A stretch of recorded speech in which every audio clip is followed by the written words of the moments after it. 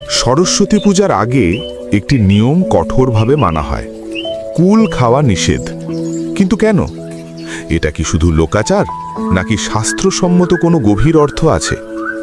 দেবী সরস্বতী হলেন বাক, বিদ্যা ও শুদ্ধতার দেবী।